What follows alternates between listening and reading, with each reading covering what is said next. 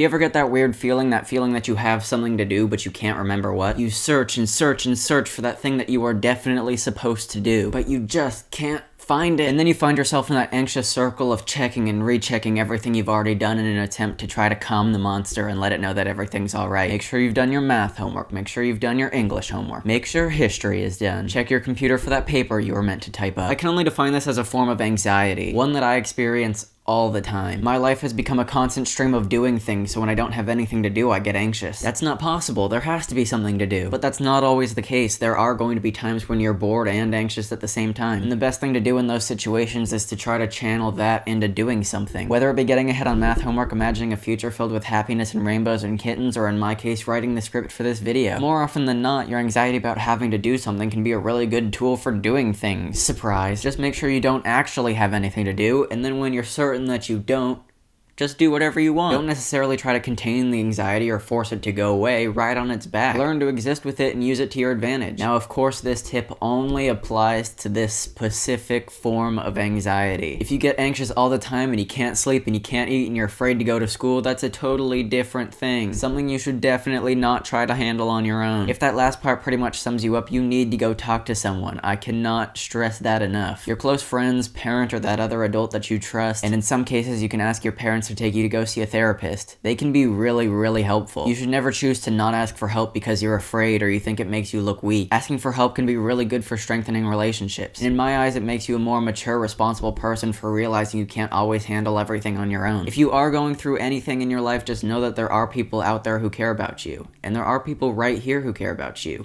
I'm here, Chris is here, all the other Morios are here, so don't be afraid to ask us more questions or advice for things you're going through. We would be more than happy to respond. And if you're a Morio going through the comments and you happen to see somebody asking for advice, try helping them out. Let them know you're there. Even the smallest things can help someone through a tough time. Anyways, guys, thanks for watching this video, and a special thanks to all the Morios out there for being extra awesome all the time. And to those of you who want to become a Morio, all you gotta do is click that subscribe button down in my pants and consider yourself part of the club. Of course, if you have suggestions or questions for future videos, leave them down in the comments below, and if you like this video, leave us a like. Thanks again, and I will see you all again next time. Bye bye.